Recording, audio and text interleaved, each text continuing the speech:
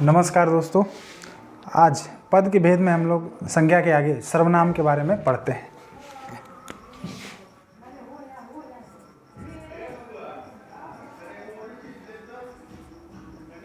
सर्वनाम। तो सबसे पहले आइए जानते हैं कि सर्वनाम की आवश्यकता क्यों पड़ती है और सर्वनाम क्या है, इसके कितने भेद हैं, इनके बारे में आइए पहले जानने की कोशिश करते हैं। जैसे मैं कुछ लिख रहा हूँ, इसको देखिए और इसको देखने के बाद हम कॉन्सेप्ट समझेंगे कि सर्वनाम आखिर है क्या। सर्वनाम को इंग्लिश में कहते हैं प्रोनाउन। किसी भी शब्द से पहले अगर प्रो लगता है तो आप समझ सकते हैं कि उसमें उसका मतलब क्या हो जाता है।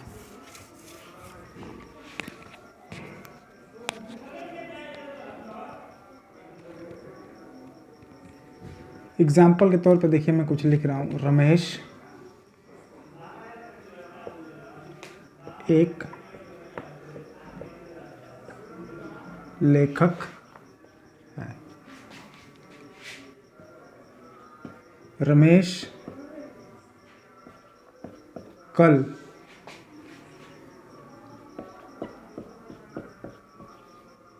दिल्ली गया।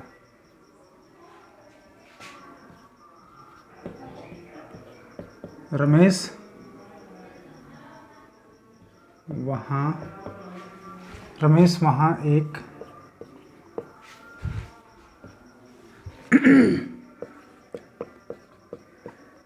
कार्यक्रम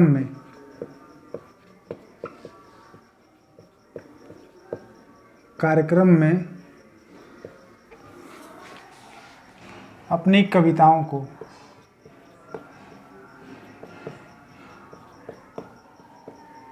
सुनाएगा।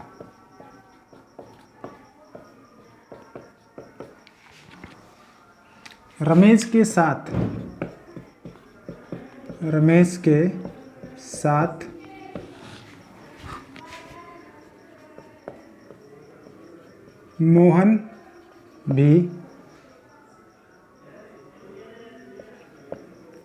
मोहन भी कार्यक्रम में हिस्सा लेगा।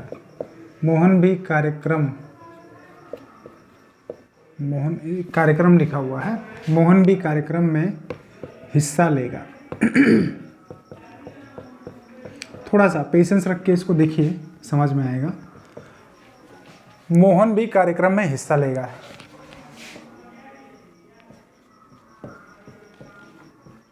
मोहन व रमेश एक दूसरे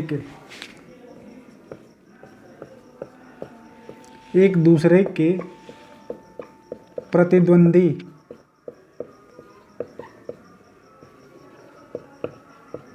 भी होंगे। तो देखिए ये जो यहाँ पे पैराग्राफ लिखा हुआ है, तो इसमें रमेश के बारे में लिखा है और मोहन के बारे में लिखा है। रमेश एक लेखक है। रमेश कल दिल्ली गया। रमेश वहाँ एक कार्यक्रम में अपनी कविताओं को सुनाएगा।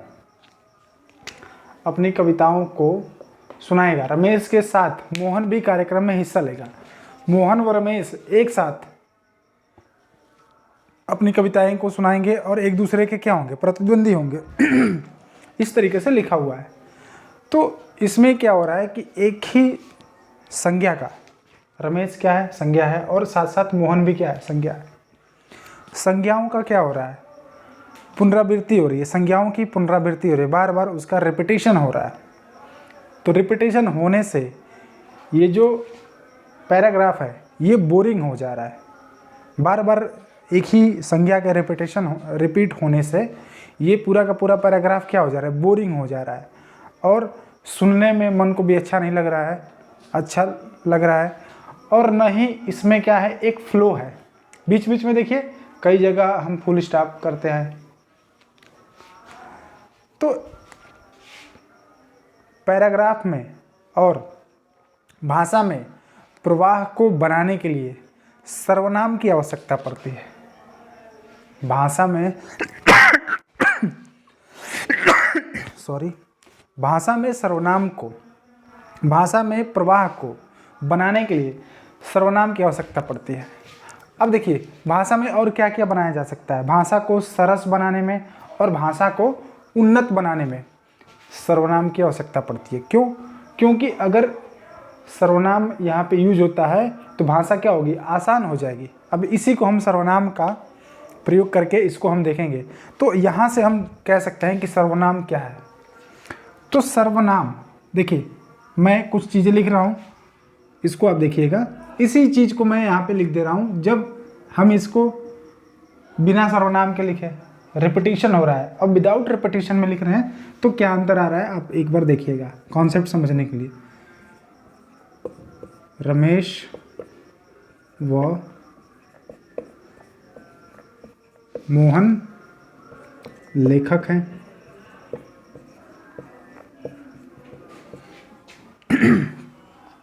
वे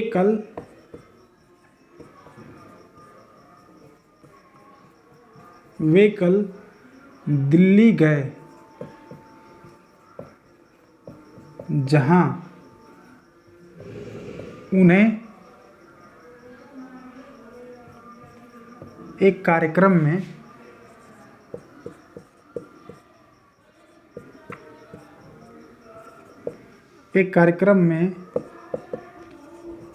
अपनी कविताओं को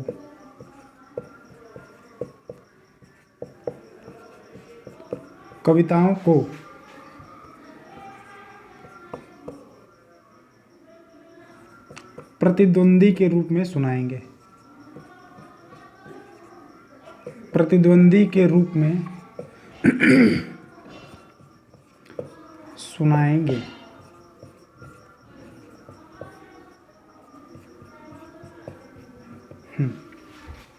तो देखिए यहाँ पे सिर्फ एक बार रमेश और मोहन का नाम सिर्फ एक बार लिया गया है।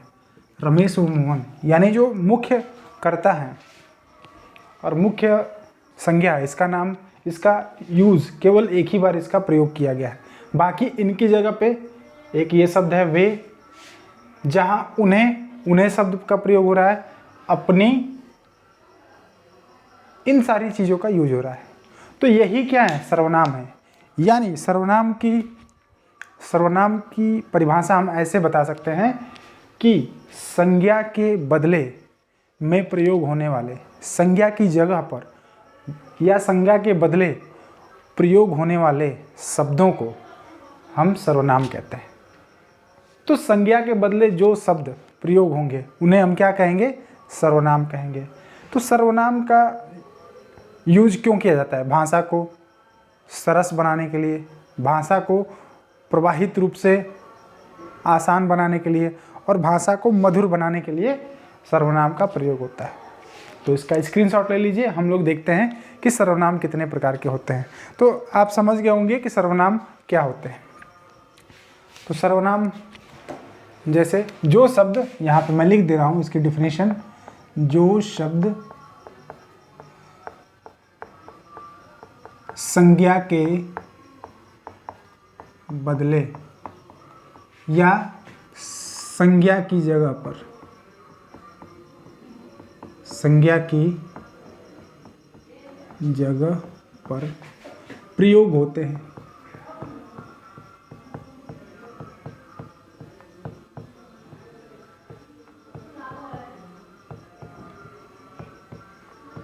उन्हें सर्वनाम कहते हैं। सर्व मतलब सबका नाम, सर्वनाम कहते हैं। तो जो शब्द संज्ञा के बदले या संज्ञा के स्थान पर प्रयोग होते हैं उन्हें हम क्या कहते हैं, सर्वनाम। जैसे मैं, वह, तुम, वे, उन्हें, उसका, उसने इत्यादि। ये इतने बहुत सारे शब्द हैं, लेकिन कुछ मैंने यहाँ पे लिखे। अभी जब हम लोग टाइप्स ऑफ सर्वनाम देखेंगे, प्रोनाउन के कितने प्रकार होते हैं, सर्वनाम के कितने प्रकार होते हैं, तो प्रकारों में हम देखेंगे किन किन प्रकार के शब्द हैं। तो सर्वनाम क्या होता है? संज्ञा के बदले जिन शब्दों का प्रयोग करते हैं उन्हें हम सर्वनाम कहते हैं। जैसे मैं, वह, तुम, वे, उन्हें, उसका, उसने इत्यादि। इसका स्क्रीनशॉट ले लीजिए, हम लोग देखते हैं सर्वनाम के भेद।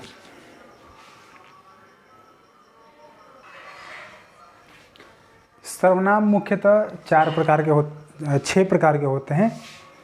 पुरुषवाचक सर्वनाम, निश्चयवाचक सर्वनाम, अनिश्चयवाचक सर्वनाम, प्रश्नवाचक सर्वनाम, संबंधवाचक सर्वनाम और निजवाचक सर्वनाम। कुल 6 प्रकार के सर्वनाम होते हैं। इनको डिटेल में आइए समझते हैं।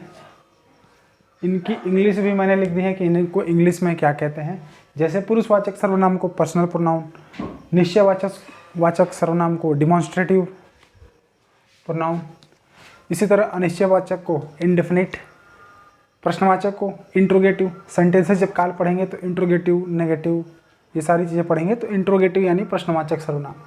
रिलेटिव प्रोनाउन सर्वनाम, संबंधवाचक। इसी तरह निजवाचक का रिफ्लेक्सिव प्रोनाउन। तो कुल 6 प्रकार के प्रोनाउन हैं। अब एक एक को हम लोग समझते हैं। सबसे पहला है पुरुषवाचक सर्वनाम।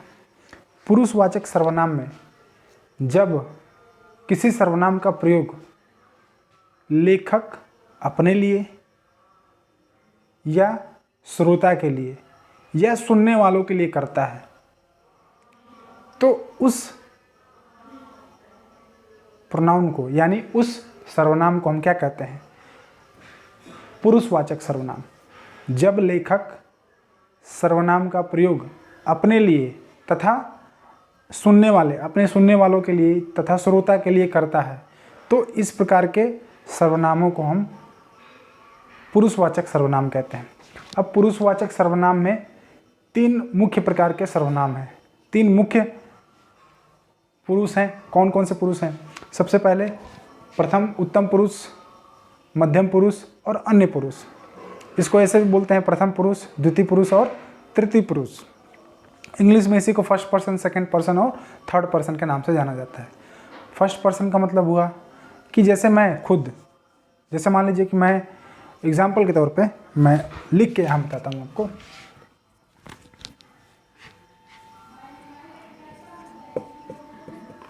मैं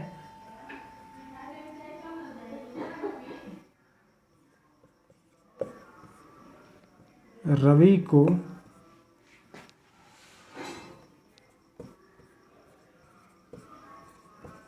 देख रहा हूं।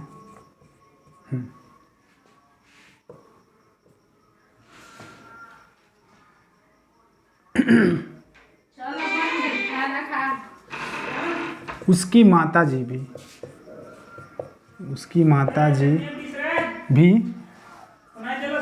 उसे, मैं रवि को देख रहा हूं, उसकी माताजी भी उसे देख रही हैं, उसे देख रही हैं। दूसरा एग्जांपल लेते हैं। एक, मैं सोहन से बातें कर रहा था तो ऐसा लगा कि हमें कोई सुन रहा है, हमें कोई सुन रहा है। या मैं सोहन से बातें कर रहा था तो वो मुझे देख रहा था। अब वो जो है, अब देखिए इसमें जो मैं है, यहाँ पे जो मैं शब्द है, मैं यानी मैं खुद फर्स्ट पर्सन है। मैं जिससे बात कर रहा हूँ वो क्या है? सेकंड पर्सन है। और मैं जिसके बारे में बात कर रहा हूँ, जैसे मान लीजिए कि मैं रवि से, मान लीजिए मैं सोहन से बात कर रहा हूँ। मैं सोहन से क्या बात कर रहा हूँ कि किसी क्लास के बारे में बात कर रहा हूँ कि फलां सर ने इस क्लास में ये कॉन्सेप्ट काफ़ी अच्छा दिया है, तो मैं बात किससे कर रहा हूँ? सोहन से कर रहा हूँ, तो मैं फर्स्ट पर्सन हूँ। और सोहन जिससे मैं बात कर रहा हूँ, जो मेरी बातों को सुन रहा है, वो क्या है? Second person. और जिसके बारे में थर्ड पर्सन, जिस सर के बारे में बात कर रहा हूँ, वो क्या है? थर्ड पर्सन है। तो इस तरीके से जैसे मैं रवि को देख रहा हूँ, तो मैं क्या है? फर्स्ट पर्सन है। ये क्या है? First person. फर्स्ट पर्सन मतलब उत्तम पुरुष है। उसके बाद रवि जिसे मैं देख रहा हूँ, वो क्या है? Second person. सेकेंड पर्सन का मतलब मध्यम पुरुष है वो। इसके बाद उसकी माता जी भी उसे देख रही हैं, मतलब ये क्या है? तीसरी पर्सन है, थर्ड पर्सन है जो उसे देख रही है। First person, second person. मेरा जिससे संबंध है वो सेकेंड पर्सन है। मैं कोई काम कर रहा हूँ, जिसके लिए कर रहा हूँ, वो क्या है? सेकेंड पर्सन है। लेकिन थर्ड पर्सन, ये भी उसको देख रही हैं, तो ये क्या हो गई? माता जी थर्ड पर्सन। दूसरे सेंटेंस में देखिए कि मैं सोहन से बातें कर रहा था, तो ऐसा लगा कि कोई हमें सुन रहा है। तो ये जो कोई है, कोई शब्द है, कोई क्या है? थर्ड पर्सन है। कोई, ये कोई भी हो सकता है, अननोन पर्सन है, हमें पता नहीं है, चाहे वो पर्सन है, वो महिला है या पुरुष है या बच्चा है या लड़की है, कोई भी हो सकता है। कोई हमें सुन रहा था, तो ये जो कोई सुन रहा था, ये क्या हो गया? Third person. तो फर्स्ट पर्सन उत्तम पुरुष के लिए मैं, हम, मैंने, हमने, मेरा, हमारा, मुझे, मुझको इत्यादि सर्वनाम प्रयोग होते हैं। इसके बाद मध्यम पुरुष यानी सेकंड पर्सन के लिए तू, तुम, तुमने, तुझे, तुझको, आपने, आपको, आपसे, इन सारे सर्वनाम शब्दों का प्रयोग होता है। तो ये क्या है? तू, जैसे मैं रवि से, मैंने तुमसे कुछ कहा, तुमने किया? नहीं किया। तो क्या है? मैं तुमसे बात कर रहा हूँ, तुमसे का मतलब सेकंड पर्सन से बात कर रहा हूँ, तो सेकंड पर्सन में ये सब आएगा। अन्य पुरुष में रवि, कल पिताजी आएंगे, उन्हें लेने के लिए तुम जाओगे कि मैं जाऊंगा? सपोज इसमें प्रश्न पूछ रहा है, उन्हें लेने के लिए तुम जाओगे कि मैं जाऊंगा? तो मैं रवि से बात कर रहा हूँ, रवि कल पिताजी आएंगे, तो रवि क्या हो गया? मैं first person, Ravi second person, और पिताजी आ रहे हैं पिताजी क्या है? Third person. उन्हें लेने कौन जाएगा? उन्हें, अब यहाँ पे उन्हें शब्द का प्रयोग हो रहा है, उन्हें शब्द का प्रयोग, तो उन्हें क्या है? थर्ड पर्सन यानी अन्य पुरुष। तो जो तीसरा पर्सन है, उसके बारे में हम किन सर्वनामों का प्रयोग करते हैं? वह, यह, वे, ये, इन, उसको, उसने, उन्हें इत्यादि, इतने सारे सर्वनाम शब्दों का प्रयोग करते हैं। तो ये था पुरुषवाचक सर्वनाम। बात करते हैं निश्चयवाचक सर्वनाम की, यानी डिमॉन्स्ट्रेटिव प्रोनाउन की। जो सर्वनाम शब्द किसी निश्चित वस्तु का बोध कराता हो, उसे हम क्या कहते हैं? निश्चयवाचक सर्वनाम। जैसे इसको मैं थोड़ा सा मिटा देता हूं।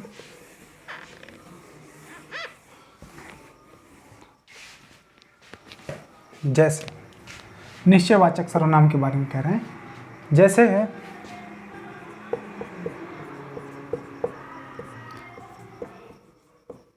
यह मेरी पुस्तक है,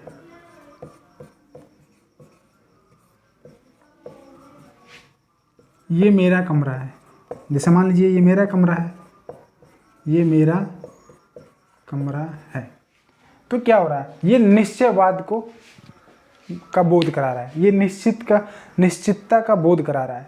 यह मेरी पुस्तक है, मतलब यह देखिए, ये जो शब्द है ये क्या हो रहा है? एक पुस्तक से क्या हो रहा है? संबंध दिखा रहा है कि ये निश्चित कर रहा है कि यह पुस्तक जो है वो मेरी ही है। तो इसीलिए यहाँ पे जो यह है वो क्या है? निश्चयवाचक सर्वनाम है। तो जिन सर्वनामों का प्रयोग से यह हमें पता चलता है कि यह किसी निश्चित चीज़ का होने का बोध होता है, उसे हम कहते हैं निश्चयवाचक सर्वनाम। तीसरा है अनिश्चयवाचक सर्वनाम। अनिश्चयवाचक सर्वनाम यानी इंडेफिनिट प्रोनाउन। तो अनिश्चयवाचक, जैसा कि इसका नाम है, कि हमें वो सर्वनाम जो हमें अनिश्चित चीज़ का या कोई ऐसी चीज़ जिसके बारे में हम नहीं जानते हैं, उस चीज़ का बोध कराए, उसे हम कहेंगे अनिश्चयवाचक सर्वनाम। जैसे एग्जाम्पल के तौर पे देखेंगे, कोई हमें देख रहा है।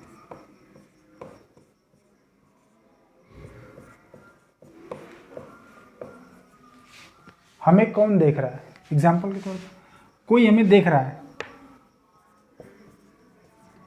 दरवाजे पर कोई है।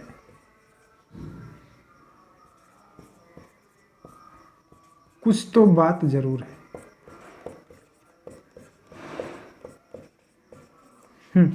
कुछ तो बात जरूर है। कोई हमें देख रहा है, मतलब कोई हमें देख रहा है। सपोज कोई हमें देख रहा है, somebody is looking at me या somebody is watching us। कोई हमें देख रहा है, तो कौन देख रहा है हमें, इसका निश्चय नहीं है, इसका निश्चितता नहीं है कि हमें कौन देख रहा है। तो इसीलिए ये जो कोई शब्द है, ये क्या है, अनिश्चयवाचक सर्वनाम के लिए प्रयोग होता है। तो ऐसे सर्वनाम जो किसी चीज़ के निश्चय होने का बोध न कराते हों, उन्हें हम क्या कहते हैं, अनिश्चयवाचक सर्वनाम। जैसे दरवाजे पर कौन है या दरवाजे पे कोई है, तो दरवाजे पे कोई है यानी कोई भी हो सकता है। आइदर वो ह्यूमन बीइंग हो सकता है या और एनिमल हो सकता है, बर्ड हो सकता है, कुछ भी हो सकता है, इंसेक्ट हो सकता है या भूत हो सकता है, यानी कुछ भी हो सकता है। तो इस तरीके से जो कोई है शब्द, ये क्या है, अनिश्चयवाचक सर्वनाम है। तीसरा सर्वनाम देखते हैं, प्रश्नवाचक सर्वनाम। चौथा, fourth one is interrogative pronoun. प्रश्नवाचक सर्वनाम, ये वो सर्वनाम शब्द हैं जो प्रयोग होते हैं सर्वनाम की तरह, लेकिन साथ ही साथ प्रश्न का भी बोध कराते हैं, यानी प्रश्न भी पूछते हैं। जैसे यहाँ पे देखते हैं, इसको आप लोग लिखते चलेंगे। नोट्स आप खुद बनाइए अपने, ज़्यादा बेटर होगा, आपको समझने में आसानी होगी, आपको रिवीजन करने में आसानी होगी। जैसे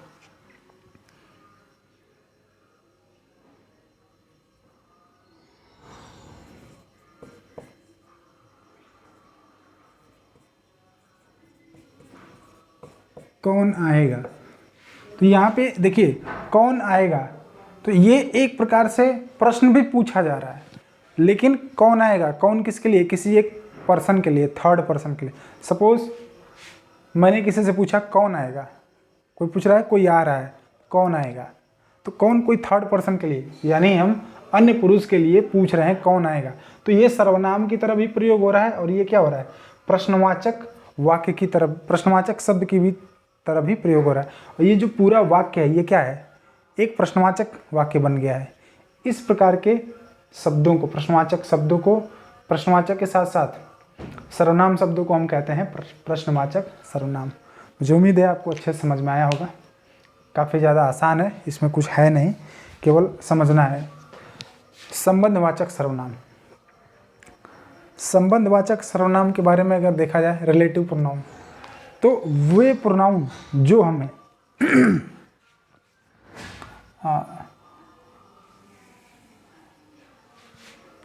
वे प्रोनाउन जो हमें दो शब्दों के बीच परस्पर संबंध को दिखाते हैं। इसके लिए कुछ यूनिवर्सल ट्रुथ वाले एग्जाम्पल्स हैं, जैसे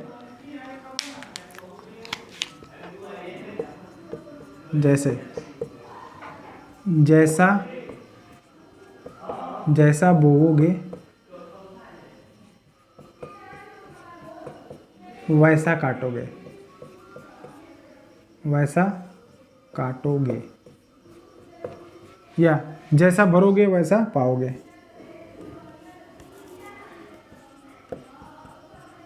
जैसा करोगे वैसा पाओगे, जैसा करोगे वैसा पाओगे। तो देखिए यहाँ पे जैसा और वैसा दोनों क्या हैं, प्रोनाउन हैं, यानी एक का संबंध दूसरे से स्थापित हो रहा है। तो इस प्रकार के प्रोनाउन शब्दों को हम क्या बोलेंगे, संबंधवाचक सर्वनाम बोलेंगे। इस प्रकार के वाक्यों को, इस प्रकार के सर्वनाम को हम क्या बोलेंगे, संबंधवाचक सर्वनाम बोलेंगे। अंतिम है निजवाचक सर्वनाम। Reflexive pronoun. निजवाचक का मतलब होता है कि ये निजता को दर्शाता है। जैसे कि मैं यह काम स्वयं कर लूँगा, मुझे आपकी ज़रूरत नहीं है। जैसे मान लीजिए मुझे आपकी हेल्प नहीं चाहिए, मैं यह काम क्या कर लूँगा, स्वयं कर लूँगा, अपने आप कर लूँगा। तो इस प्रकार की जो निजता है, इसके लिए निजवाचक सर्वनाम का प्रयोग होता है। निजवाचक सर्वनाम का बोध कराता है। जब स्वयं के लिए, अपने आप के लिए, खुद के लिए जिस चीज़ का बोध कराता है, जो सर्वनाम शब्द खुद के लिए, अपने आप के लिए, स्वयं का बोध कराते हो, उन्हें हम कहते हैं निजवाचक सर्वनाम। जैसे एग्जाम्पल इसका देखेंगे। जैसे मैं यह बोरी स्वयं उठा लूँगा।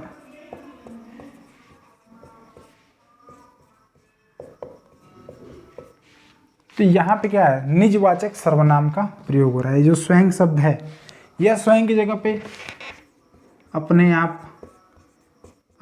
का प्रयोग होता है, अपने आप का प्रयोग होता है। तो इस तरीके के सर्वनाम शब्दों को हम क्या कहते हैं, निजवाचक सर्वनाम कहते हैं। तो ये था सर्वनाम। मुझे उम्मीद है कि आपको समझ में आया होगा। अगर अच्छा लगे, आपको लेक्चर समझ में आए, तो चैनल को प्लीज़ लाइक कीजिए, शेयर कीजिए और सब्सक्राइब कीजिए।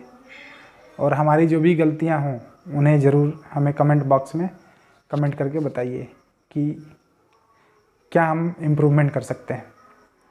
बाकी आप अपने बुक्स को भी रेगुलर पढ़ते रहिए, क्योंकि देखिए दोनों का मैं यहाँ पे कॉन्सेप्ट बताऊँगा, जो ज़्यादा से ज़्यादा एग्जाम्पल्स और ज़्यादा से ज़्यादा क्वेश्चन प्रैक्टिस आप अपने बुक्स की सहायता से ही कर सकते हैं। तो बुक्स को भी देखिए और साथ साथ इसको भी देखते चलिए। और बाकी मैं यह पूरी कोशिश करता हूँ कि कॉन्सेप्ट के साथ साथ ज़्यादा से ज़्यादा आपको एग्जाम्पल्स बता सकूँ, कि जो कॉम्पिटिटिव एग्जाम्स में उन्हीं से प्रश्न बनते हैं। जो जितना मैं बता देता हूँ, लगभग उससे ज़्यादा का नहीं पूछ पाते, उससे ज़्यादा का नहीं प्रश्न आते हैं उसी के अंतर्गत। क्योंकि ज़्यादातर एग्जाम्पल जो मैं लिखता हूँ वो किसी न किसी एग्ज़ाम से ही होते हैं। तो कोशिश ये करिए कि ज़्यादा से ज़्यादा एग्जाम्पल्स को भी देखिए, और जो पुराने पेपर्स हैं उनके सलूशन है उसको मार्केट में मिलते ही हैं, आप उनको देखिए, सॉल्व करिए और देखिए कि क्या हमें समझ में नहीं आया। अब जो चीज़ें छूटेंगी या जो नहीं समझ में आएगा, तो फिर यहाँ पे हम लोग उसको देख लेंगे। तब तक के लिए धन्यवाद। जय हिंद।